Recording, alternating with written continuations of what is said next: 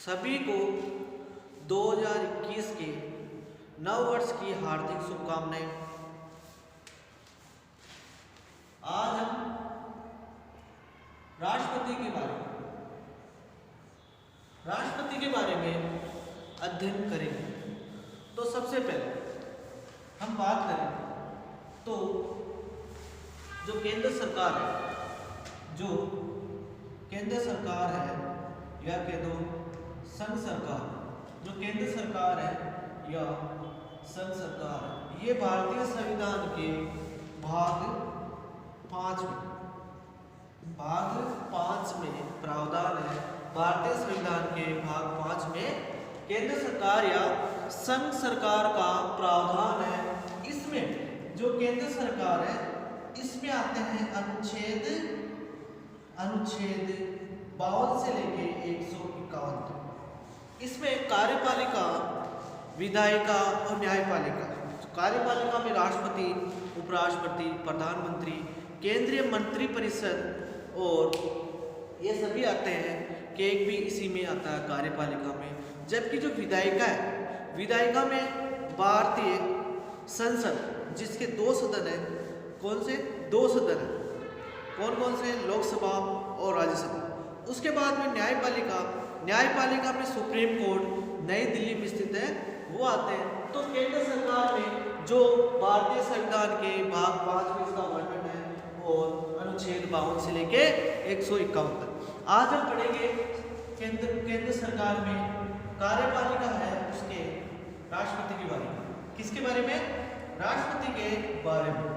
तो राष्ट्रपति के बारे में तो अनुच्छेद 52 इसमें क्या कहा गया? अनुच्छेद 52 में यह कहा गया है कि भारत का एक राष्ट्रपति होगा। जो अनुच्छेद 52 है उसमें यह कहा गया है कि भारत का एक राष्ट्रपति होगा। भारत का एक राष्ट्रपति होगा। तो एग्जाम में पूछा जा सकता है कि अनुच्छेद 52 में क्या प्रावधान है? तो अनुच्छेद 52 में यह प्रावधान है कि भारत का एक राष्ट्रपति होगा। उसके बाद में अनुच्छेद 53 या 53 इसमें क्या कहा गया है? इस अनुच्छेद 53 में यह कहा गया है जो केंद्र सरकार है या संघ सरकार है उसकी संघ की या केंद्र की जो कार्यपालिका शक्ति है वो किस में रहेगी? राष्ट्रपति में निहित रहेगी। जो केंद्र की कार्यपालिका में जो शक्ति है, जो कार्यपालिका शक्ति है वो किस में निहित रहेगी? राष्ट्रपति में निहित रहेगी। या कह दो जो संघ की कार्यपालिका शक्ति है, संघ की जो कार्यपालिका शक्ति है वो किस में निहित रहेगी? जो संघ की कार्यपालिका शक्ति है वो किस में रहेगी? राष्ट्रपति में निहित रहेगी। राष्ट्रपति में निहित रहेगी। लेकिन इसका प्रयोग किसके आधार पर होगा? या तो राष्ट्रपति स्वयं करेगा या तो इन शक्तियों का प्रयोग राष्ट्रपति स्वयं करेगा या अपने अधीनस्थ के माध्यम से कराएगा। या तो वो स्वयं करेगा या जो अधीनस्थ है, जो अधीनस्थ के माध्यम से कराएगा। तो अनुच्छेद 52 तो है कि भारत का एक राष्ट्रपति होगा। अनुच्छेद 53 में यह दे रखा है कि जो संघ की कार्यपालिका शक्ति है, जो संघ की कार्यपालिका शक्ति है वो किसमें निहित होगी? वो राष्ट्रपति में निहित होगी। जबकि इस शक्ति का प्रयोग, कार्यपालिका शक्ति का प्रयोग या तो वो स्वयं करेगा या अपने अधीनस्थ के माध्यम से कराएगा। या तो वो स्वयं करेगा या अपने अधीनस्थ के माध्यम से कराएगा। इसके बाद में है अनुच्छेद 54। इसके बाद में है अनुच्छेद 54। इसमें क्या प्रावधान है? इसमें क्या प्रावधान है? तो अनुच्छेद जो 54 है इसमें क्या प्रावधान है? जो अनुच्छेद 54 है इसमें निर्वाचन मंडल के बारे में बताया गया है। किसके बारे में? निर्वाचन मंडल के बारे में बताया गया है। अर्थात अनुच्छेद 54 जो राष्ट्रपति है उसका निर्वाचन किस आधार पे होगा? जो राष्ट्रपति है उसका निर्वाचन एक निर्वाचन मंडल द्वारा होगा। क्या होगा? एक जो राष्ट्रपति का जो निर्वाचन है, वो जो राष्ट्रपति का जो निर्वाचन है किसके आधार पे होगा? राष्ट्रपति का निर्वाचन किस आधार पे होगा? एक निर्वाचन मंडल द्वारा होगा। किसके द्वारा? निर्वाचन मंडल द्वारा होगा। तो राष्ट्रपति का जो निर्वाचन है वो निर्वाचन मंडल द्वारा होगा। इसमें कौन कौन भाग लेंगे? इसमें भाग कौन लेंगे? जो निर्वाचन मंडल द्वारा होगा इसमें कौन कौन भाग लेंगे? इसमें लेंगे संसद। इसमें कौन कौन भाग लेंगे? संसद और विधानसभा के। संसद और विधानसभा के कौन से? निर्वाचित सदस्य। इसमें कौन भाग लेंगे? जो राष्ट्रपति का जो चुनाव है, जो निर्वाचन है, उसमें निर्वाचन मंडल द्वारा होगा। इसमें कौन भाग लेगा? एक तो संसद और विधानसभा, इनके निर्वाचित सदस्य, इनके निर्वाचित सदस्य, मनोनीत सदस्य इसमें भाग नहीं लेते हैं। नोट करके लिख लेना, जो राष्ट्रपति का चुनाव होता है इसमें मनोनीत, कौन से? मनोनीत सदस्य भाग नहीं लेते, भाग नहीं लेते, चाहे वो संसद के हो या विधानसभा के हो। कौन? ये भाग नहीं लेते, या तो संसद के हो चाहे विधानसभा के। इसमें सिर्फ निर्वाचित सदस्य भाग लेते हैं। और कौन भाग नहीं लेते हैं? और कौन भाग नहीं लेते हैं? इसमें विधान परिषद के सदस्य भी भाग नहीं लेते हैं। तो ये तो था इंपोर्टेंट जो अनुच्छेद 54, इसमें क्या बताया गया है? जो राष्ट्रपति का निर्वाचन होगा वो किस आधार पे होगा? एक निर्वाचन मंडल द्वारा होगा। जो राष्ट्रपति है उसका निर्वाचन, जो राष्ट्रपति है इसका निर्वाचन किस आधार पे होगा? जो राष्ट्रपति का निर्वाचन एक निर्वाचन मंडल द्वारा होगा, जिसमें कौन है? इसमें संसद और विधानसभा, इसके कौन से? निर्वाचित सदस्य, ना कि मनोनीत सदस्य। इसमें कौन लेते हैं? सिर्फ निर्वाचित सदस्य भाग लेते हैं, मनोनीत सदस्य भाग नहीं लेते हैं। यहाँ पे एक चीज और नोट करना, 70वां संविधान संशोधन किया गया 1992 में। कब? जो 70वां संविधान संशोधन है, जो 70वां संविधान संशोधन 1992 में किया गया, 92 में किया गया। जो 70वां संविधान संशोधन है उसमें कब किया गया? 1992। इसमें क्या किया? संशोधन करके क्या किया गया? इसमें किया गया, इस निर्वाचन मंडल, जो ये निर्वाचन मंडल है, इसमें दिल्ली और पुदुचेरी, इसके विधानसभा के निर्वाचित सदस्यों को शामिल किया गया। इंपोर्टेंट है, याद रखना। जो 70वां संविधान संशोधन है 1992 में किया गया, इसमें जो दिल्ली है, दिल्ली व पुदुचेरी, दिल्ली व पुदुचेरी, इनके क्या है? इनके निर्वाचित सदस्यों को, इनके निर्वाचित सदस्यों को क्या किया गया? इसमें शामिल किया गया, इसमें शामिल किया गया। जो निर्वाचित सदस्य है इसमें शामिल किया गया। 70वां संविधान संशोधन 1992 में किया गया, इसमें दिल्ली और पुदुचेरी को शामिल किया गया, जिसके आधार पर इसमें निर्वाचित सदस्य भी भाग ले सकते। जो अनुच्छेद 54 है इसमें क्या है? इसमें राष्ट्रपति का जो निर्वाचन होगा वो किसके आधार पे होगा? निर्वाचन मंडल के आधार पे होगा। इसमें संसद और विधानसभा, इसके कौन से? निर्वाचित सदस्य भाग लेते हैं, मनोनीत सदस्य भाग नहीं लेते हैं। 70वां संविधान संशोधन किया गया 1992 में, इसमें दिल्ली और पुदुचेरी के निर्वाचित सदस्य राष्ट्रपति के निर्वाचन मंडल में शामिल किया गया। तो ये तो था अनुच्छेद 54। कौन सा? अनुच्छेद 54, जिसमें राष्ट्रपति का जो निर्वाचन होगा उसके निर्वाचन मंडल में कौन कौन से सदस्य शामिल होते हैं या भाग लेते हैं, तो इसके बारे में बताया गया है अनुच्छेद 54। अनुच्छेद 54 समझ में आ गया। इसके बाद में है अनुच्छेद 55। इसके बाद में है अनुच्छेद 55।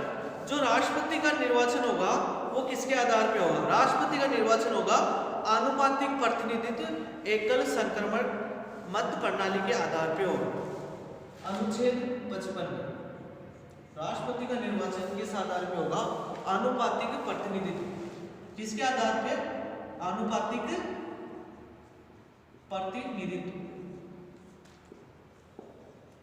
आनुपातिक प्रतिनिधित्व। राष्ट्रपति का जो निर्वाचन होगा वो किस आधार पे होगा? आनुपातिक प्रतिनिधित्व एकल संक्रमणीय मत प्रणाली। आनुपातिक प्रतिनिधित्व एकल संक्रमणीय मत प्रणाली के आधार पर। अनुच्छेद 55 में क्या प्रावधान है? अनुच्छेद 55 में यह प्रावधान है कि राष्ट्रपति का जो निर्वाचन होगा वो किस आधार पर होगा? आनुपातिक प्रतिनिधित्व एकल संक्रमणीय मत प्रणाली के आधार पर होगा। ये शब्द ध्यान रखना, ये अनुच्छेद 55 में प्रावधान है इन शब्दों का। इन शब्दों में जो आनुपातिक प्रतिनिधित्व, इसका क्या अर्थ होता है, इसका क्या अर्थ होता है और इसका क्या अर्थ होता है। सबसे पहले हम देखेंगे आनुपातिक प्रतिनिधित्व प्रणाली। इसमें क्या होगा? इसमें क्या है, राष्ट्रपति को जीतने के लिए एक निर्धारित कोटा प्राप्त करना होता है। क्या इसमें क्या होता है? इसमें राष्ट्रपति को जीतने के लिए एक कोटा प्राप्त करना होता है। क्या प्राप्त करना होता है? एक कोटा प्राप्त करना होता है। इसमें क्या होता है? इस कोटे का क्या सूत्र होता है? इसका क्या सूत्र होता है? इस राष्ट्रपति को जीतने के लिए एक कोटा प्राप्त करना होता है। इस कोटे का क्या सूत्र होता है? इसमें क्या होता है? सूत्र क्या होता है? वैध मतों की संख्या अपॉन रिक्तियों की संख्या। इसका क्या सूत्र होता है? वैध मतों की संख्या, वैध मतों की संख्या अपॉन रिक्तियों की संख्या, रिक्तियों की संख्या +1 और +1 या रिक्तियों की संख्या के आगे है +1 और इस पूरे डायग्राम के बाद में +1। इस प्रकार ये आनुपातिक प्रतिनिधित्व, इसके जो कोटा प्राप्त करना होता है राष्ट्रपति को, वो राष्ट्रपति को कोटा प्राप्त करना होता है, उसका क्या सूत्र होता है? वैध मतों की संख्या अपॉन रिक्तियों की संख्या +1 और यहाँ पे +1। तो ये चीज ध्यान रखना, वैध मतों की संख्या, इसका क्या सूत्र होता है। तो इस सूत्र को ध्यान रखना, इस सूत्र को दिमाग में बिठा लेना। तो यहाँ से क्वेश्चन बना हुआ है, राष्ट्रपति के जो चुनाव होता है उसमें आनुपातिक प्रतिनिधित्व का क्या सूत्र होता है, उसमें कोटा प्राप्त करने का क्या सूत्र होता है? तो सूत्र होता है वैध मतों की संख्या अपॉन रिक्तियों की संख्या +1 और +1। अब इसमें क्या होता है? जो राष्ट्रपति का निर्वाचन होता है, इसमें एमपी और एमएलए अर्थात सांसद और विधायक के मत मूल्य की गणना की जाती है। जो होते हैं एमपी और एमएलए, एमपी और एमएलए, इनकी क्या मत मूल्यों की गणना की जाती है। इनके मत मूल्यों की गणना की जाती है, वो किस आधार पे की जाती है? जो मत मूल्यों की गणना की जाती है वो भारित जनसंख्या के आधार पे की जाती है। किसके आधार पे? भारित जनसंख्या के आधार पे की जाती है। और ये भारत जनसंख्या आधार पे की जाती है। इसमें 1900 भारत की जो जनसंख्या 1971 है, 1971 की जो जनसंख्या थी उसके आधार पे इनका मत मूल्य निकाला जाता है। किसके आधार पे? 1971 की जनसंख्या के आधार पे इनका मत मूल्य निकाला जाता है एमपी और एमएलए का। अब एमपी और एमएलए का जो मत मूल्य है, इसका किस प्रकार का सूत्र है? ये तो गया कोटा प्राप्त करने के लिए, राष्ट्रपति को जीतने के लिए एक निर्धारित कोटा प्राप्त करना होता है, उसका सूत्र। अब एमएलए का मत मूल्य या विधायक का मत मूल्य या एमपी या सांसद का मत मूल्य, एमपी या सांसद का मत मूल्य, इसमें क्या होता है? जो एमपी या विधायक, एमएलए या जो विधायक होते हैं, उनके जो मत का मूल्य है, इनका जो मत का मूल्य है उनका क्या सूत्र होता है? इनके मत मूल्य का सूत्र किस आधार पर निकालेंगे? सबसे पहले एक चीज ध्यान रखना, इसमें 1971 की जनसंख्या ही प्रयोग की जाती है, 1971 की। तो इसमें एमएलए के जो मत मूल्य है उसको किस आधार पर पे? तो इसमें जो सूत्र होता है वो है राज्य की जनसंख्या, राज्य की जनसंख्या, इसका क्या सूत्र होता है? राज्य की जनसंख्या अपॉन निर्वाचित एमएलए की संख्या। कितने? निर्वाचित एमएलए की संख्या, एमएलए की संख्या इनटू 1/100। हजार। क्या होता है? राज्य की जनसंख्या अपॉन निर्वाचित एमएलए की संख्या इंटू 1000, 1/1000।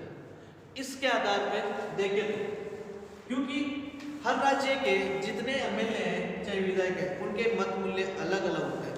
तो यहाँ पे हम पूरे राज्य के याद नहीं रखने, सिंपल सबसे ज्यादा किसके हैं, सबसे कम किसके हैं, और जिस राज्य के हम हैं उस राज्य के कितने एमएलए मत मूल्य। तो सबसे अधिक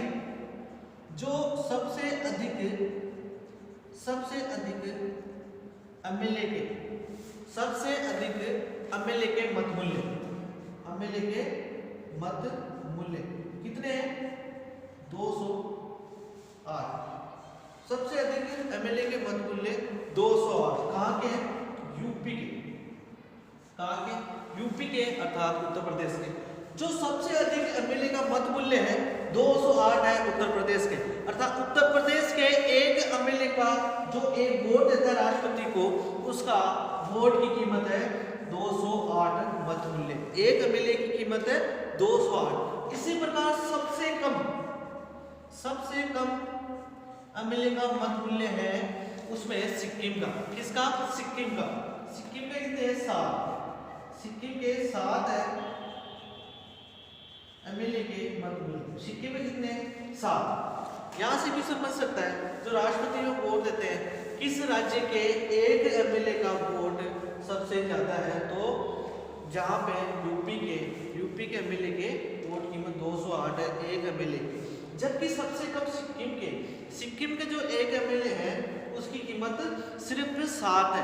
इसके अलावा हम राजस्थान के निवासी हैं तो राजस्थान की भी ध्यान होनी चाहिए। जो राजस्थान है, राजस्थान में एमएलए के मत मूल्य की कीमत है 129। कितनी है? 129 राजस्थान के एमएलए की मत मूल्य की कीमत। तो यहाँ से क्वेश्चन बना हुआ है कि एमएलए का जो मत मूल्य निकालने का सूत्र है, वोट मूल्य निकालने का सूत्र है, वो किस प्रकार है? इसमें आएगा राज्य की जनसंख्या। जिस राज्य की हम निकालना चाहते हैं एमएलए के, उस राज्य की जनसंख्या को निर्वाचित, उस राज्य में जितने एमएलए निर्वाचित हैं उनकी संख्या जितने निर्वाचित एमएलए इंटू 1/1000। तो ये तो है एमएलए का मत मूल्य निकालने की। तो एक एमएलए यूपी के एक एमएलए की कीमत वोट की कीमत कितनी है? 208, जबकि सिक्किम के एक एमएलए की कीमत है 7 और राजस्थान की कितनी है? राजस्थान के 129। इसके बाद में एमपी का मत मूल्य अर्थात सांसद के मत मूल्य किस प्रकार ज्ञात करेंगे? ये तो हो गए एमएलए या विधायक के। इसके बाद में एमपी या सांसद, अगर हम सांसद या एमपी के मत मूल्य की गणना करें या हम निकालें तो किस आधार पे निकालेंगे? जो एमपी का या सांसद है इसका मत मूल्य निकालें तो किस आधार पे निकालेंगे? तो इसमें क्या होगा? भारत के जितने समस्त एमएलए हैं उनके मत मूल्य का योग, भारत के जितने एमएलए हैं उनके मत मूल्यों का योग। क्या होगा? मत मूल्यों का योग। भारत के जितने एमएलए हैं उनके मत मूल्यों का योग और अपॉन जितने निर्वाचित एमपी है, जितने निर्वाचित एमपी है या सांसद है, जितने निर्वाचित एमपी है वो लोकसभा और राज्यसभा दोनों को मिलाएंगे। इस प्रकार हम देखें तो भारत के समस्त एमएलए का मत मूल्य अपॉन निर्वाचित एमपी या लोकसभा या राज्यसभा के मत मूल्य। तो इसमें जो एक एमपी है या सांसद है इसका मत मूल्य कितना आएगा? 706। कितना आएगा? 706। तो इतना ध्यान रखना, एक तो ये सूत्र ध्यान रख लेना, जो एमपी या सांसद का मत मूल्य निकालने का सूत्र है समस्त भारत के जितने एमएलए हैं उनके मत मूल्यों का योग अपॉन निर्वाचित सांसद जिसमें लोकसभा के भी राज्यसभा दोनों को मिला के। तो इस प्रकार हम देखें तो एक एमपी या सांसद के मत मूल्य की कीमत है 706। कितनी है? 706। तो ये तो हो गया आनुपातिक प्रतिनिधित्व। इसके बाद में ये जो एकल संक्रमणीय मत प्रणाली है, इसका क्या तात्पर्य होता है? जो एकल संक्रमणीय मत प्रणाली है, इसका क्या तात्पर्य होता है? क्या होता है इस एकल संक्रमणीय मत प्रणाली का क्या तात्पर्य होता है? तो इसका क्या तात्पर्य होता है? इसका ये तात्पर्य होता है मतदाता कौन, राष्ट्रपति चुनाव में कौन होता है मतदाता? एमपी और एमएलए। इसमें क्या होता है? एक वरीयता के आधार पर मतदान करते हैं। इसमें मतदाता कौन होते हैं? इसमें मतदाता कौन होते हैं? इसमें होते हैं MP, member of parliament, MLA जो विधायक होते हैं। ये क्या करते हैं? ये करते वरीयता के आधार पे मतदान करते हैं। एक वरीयता के आधार पे मतदान करते हैं। यदि प्रथम वरीयता की मतगणना में किसी भी उम्मीदवार को स्पष्ट बहुमत नहीं मिलता है तो सबसे नीचे वाले स्थान पर उम्मीदवार को हटा दिया जाता है और उसके वोट को द्वितीय वरीयता के आधार पे अन्य उम्मीदवार में बांट दिया जाता है। ये अब तक 1969 ईस्वी में, ये अब तक भारत में एक बार हुआ 1969 ईस्वी में। इसमें क्या हुआ? जो द्वितीय वरीयता के आधार पे मतगणना हुई और इसमें वीवी गिरी राष्ट्रपति बने। कौन बने? वीवी गिरी राष्ट्रपति बने। एग्जाम में यहाँ से क्वेश्चन बन सकता है कि भारत में अब तक कितनी बार द्वितीय वरीयता के आधार पे राष्ट्रपति का मतगणना हुई? तो इसमें सिर्फ 1969 में एक बार हुई जिसमें वीवी गिरी राष्ट्रपति बने। क्या बने? वीवी गिरी जो क्या बने? राष्ट्रपति बने। इसके बाद अब राष्ट्रपति बनने के लिए क्या करना पड़ता है? राष्ट्रपति बनने के लिए क्या करना पड़ता है? तो राष्ट्रपति बनने के लिए क्या करना पड़ता है? तो इसमें क्या होता है? 50 एमपी या एमएलए क्या चाहिए? इसमें क्या होता है? इसमें 50 प्रस्तावक होते हैं। कौन होते हैं? 50 प्रस्तावक होते हैं और 50 समर्थन करने वाले। अब ये 50 प्रस्तावक कौन होते हैं या 50 समर्थक कौन होते हैं? ये एमपी या एमएलए ही हो सकते हैं। कौन हो सकते हैं? या तो एमपी या एमएलए, या तो सांसद होंगे या एमएलए होंगे, या दोनों आधे कोई भी हो सकते हैं। तो 50 प्रस्तावक। इस प्रस्ताव का क्या अर्थ होता है? इस प्रस्ताव का अर्थ होता है अगर किसी व्यक्ति को राष्ट्रपति बनना है, भारत का राष्ट्रपति बनना है, तो उसको फॉर्म भरने के लिए लेने के लिए, अब उसको राष्ट्रपति का फॉर्म लेने के लिए क्या करना पड़ता है? इसमें 50 एमपी या एमएलए दोनों में से कोई भी हो सकते हैं, या आधे एमएलए आधे एमपी कुछ भी हो सकते हैं। तो इसमें क्या होता है? इन 50 एमपी या एमएलए को क्या करना पड़ता है? ये फॉर्म लेने के लिए जाना पड़ता है। इसमें 50 प्रस्तावक की जरूरत होती है। अब वापस फॉर्म जमा कराना है, उस फॉर्म को वापस जमा कराना है, तो वापस 50 एमएलए और एमपी इनको क्या चाहिए? फॉर्म जमा कराने के लिए क्या चाहिए? तो वापस 50 समर्थक की आवश्यकता होगी। अर्थात जिस व्यक्ति के पास 50 कितने 100 अगर ये एमपी या एमएलए है वो ही फॉर्म ले सकता है या जमा करा सकता है। उसके बाद में इसमें क्या होता है? जो राष्ट्रपति का जो निर्वाचन होता है, इसका जो राष्ट्रपति का जो निर्वाचन होता है, क्या राष्ट्रपति का जो निर्वाचन होता है, इसमें एक बार निर्वाचन अधिकारी लोकसभा का महासचिव। इसमें निर्वाचन अधिकारी कौन होता है? निर्वाचन अधिकारी इसमें कौन होता है? जो राष्ट्रपति का जो निर्वाचन होता है उसमें निर्वाचन अधिकारी होता है एक बार लोकसभा का महासचिव, एक बार कौन होता है? लोकसभा का महासचिव, एक बार होता है राज्यसभा का महासचिव। एक बार लोकसभा का महासचिव और एक बार राज्यसभा का महासचिव। इसमें जो राष्ट्रपति का जो निर्वाचन होता है उसमें एक बार लोकसभा का महासचिव और एक बार राज्यसभा का महासचिव होता है। अभी हाल ही में 2017 में जो चुनाव हुआ था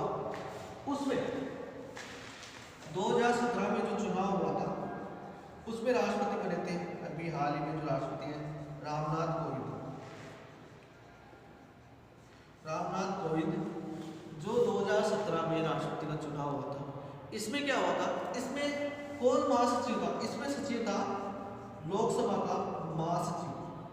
यहाँ से क्वेश्चन बन सकता है, लोकसभा का महासचिव जिनका नाम है अनूप मिश्र। इस समय कौन थे, अनूप मिश्र। इस समय कौन थे, अनूप मिश्र। 2017 में राष्ट्रपति का, भारत में राष्ट्रपति का चुनाव हुआ जिसमें रामनाथ कोविंद वर्सेज मीरा कुमार, इनके मध्य चुनाव हुआ। इस समय जो निर्वाचन अधिकारी थे, इसमें जो निर्वाचन अधिकारी थे वो लोकसभा के महासचिव, उस समय थे लोकसभा के महासचिव अनूप मिश्र। ये फेक डाटा है, यहाँ से क्वेश्चन बन सकता है, तो यहाँ से क्वेश्चन बन सकता है, ये चीज ध्यान रखनी है। इसके बाद में अब तक जो राष्ट्रपति का जो चुनाव हुआ, इसमें जो राष्ट्रपति का चुनाव हुआ, क्योंकि वर्तमान समय में देखना महिला सशक्तिकरण पर बल दिया जाता है, महिला सशक्तिकरण पे बल दिया जाता है, महिलाओं शक्तिकरण पर बल दिया जाता है। तो जो राष्ट्रपति का जो चुनाव हुआ, अब तक जो भारत के राष्ट्रपति का चुनाव हुआ, इसमें कितनी महिलाओं ने भाग लिया? दो फैक्ट ध्यान रखना, महिलाओं ने भाग लिया। जो राष्ट्रपति का चुनाव हुआ, इसमें कितनी महिलाओं ने भाग लिया या चुनाव लड़ा? भारत में अब तक जितने भी राष्ट्रपति के चुनाव हुए, उसमें या तो भाग लिया या चुनाव लड़ा। यहां से क्वेश्चन बन सकता है। और जिन महिलाओं ने भाग लिया, उसमें से कितनी महिलाएं राष्ट्रपति बनी? तो सबसे पहले हम देखते हैं कितनी महिलाओं ने भाग लिया। तो सबसे पहले बात करें तो भारत के राष्ट्रपति है, भारत का जो राष्ट्रपति है, इसमें कितनी महिलाओं ने भाग लिया? क्यों इंपॉर्टेंट है, अभी वर्तमान में सबसे ज्यादा यही से क्वेश्चन बनते हैं। तो कितनी महिलाओं ने भाग लिया? 4 महिलाओं ने भाग लिया। कितनी महिलाओं ने भाग लिया? 4 महिलाओं ने। ये 4 महिलाएं कौन कौन सी? 4 महिला कौन कौन सी है? एक है मनोहर होलकर। क्या नाम है? मनोहर होलकर। भारत के राष्ट्रपति के चुनाव में अब तक 4 महिलाओं ने भाग लिया, और ये 4 महिलाएं कौन कौन सी? एक तो है मनोहर होलकर, दूसरा है लक्ष्मी सहगल। क्या नाम है? लक्ष्मी सहगल। एक है मनोहर होलकर, दूसरी है लक्ष्मी सहगल, तीसरी है प्रतिभा पाटिल, और अभी हाल ही में जो राष्ट्रपति बने हैं रामनाथ कोविंद, उनके सामने थी मीरा कुमार। भारत के जो राष्ट्रपति चुनाव है, इसमें अब तक सिर्फ 4 महिलाओं ने भाग लिया या चुनाव लड़ा। मनोहर होलकर, लक्ष्मी सहगल, प्रतिभा पाटिल, मीरा कुमार। तो यहाँ पे जो चुनाव लड़ा, अब यहाँ से तो क्वेश्चन बनता था कितनी महिलाओं ने भाग लिया? 4 महिलाओं ने भाग लिया या चुनाव लड़ा। इसके बाद में क्वेश्चन यहाँ से एक और बन सकता है, इनमें से कौन सी महिला राष्ट्रपति के चुनाव में भाग लेके जीती या राष्ट्रपति बनी? तो कौन सी है? श्रीमती प्रतिभा पाटिल, ये राष्ट्रपति बनी। एकमात्र ऐसी है 4 महिलाओं ने जिसमें श्रीमती प्रतिभा पाटिल जो राष्ट्रपति बनी। क्या बनी? राष्ट्रपति बनी। अब यहाँ के अलावा यहाँ से क्वेश्चन और भी बन सकता है कि वर्तमान में राष्ट्रपति कौन है? रामनाथ कोविंद। कब हुआ था? 2017 में चुनाव हुआ था। इस समय जो मीरा कुमार थे, इनके सामने कौन थे? इनके सामने थे रामनाथ कोविंद, जो वर्तमान में राष्ट्रपति हैं। कौन थे? रामनाथ कोविंद जो मीरा कुमार और रामनाथ कोविंद के मध्य राष्ट्रपति का चुनाव हुआ, इसमें कौन जीता? इसमें रामनाथ कोविंद जीते। इसके अलावा जो प्रतिभा पाटिल है, इसके सामने राष्ट्रपति के चुनाव में कौन लड़े? इनके सामने लड़े थे भैरों सिंह शेखावत। कौन लड़े थे? भैरों सिंह शेखावत। इनके सामने कौन लड़े थे? भैरों सिंह शेखावत। तो मीरा कुमार के सामने थे रामनाथ कोविंद, प्रतिभा पाटिल के सामने जो चुनाव लड़ा वो थे भैरों सिंह शेखावत। ये चुनाव हार गए, ये भी चुनाव हार गए। इसके बाद में लक्ष्मी सहगल, जो ये प्रतिभा पाटिल जो चुनाव चुनाव लड़ती, ये हुआ था 2007 में। कब हुआ था? 2007 में ये प्रतिभा पाटिल और भैरव सिंह शेखावत के मध्य हुआ था। उसके बाद में ये जो लक्ष्मी सहगल है, ये इनके सामने चुनाव राष्ट्रपति का चुनाव लड़ा, वो डॉक्टर एपीजे अब्दुल कलाम। कौन थे? Doctor APJ Abdul Kalam. ये कब हुआ था चुनाव? ये हुआ था 2002 में। 2002 में लक्ष्मी सहगल और डॉक्टर एपीजे अब्दुल कलाम के मध्य चुनाव हुआ। उसके बाद में कब चुनाव हुआ? इसके बाद में जो मनोहर होलकर है, इनके सामने कौन थे? वीवी गिरी। इनके सामने थे वीवी गिरी। तो यहाँ से राष्ट्रपति के चुनाव में सबसे पहले कितनी महिलाओं ने चुनाव लड़ा या भाग लिया?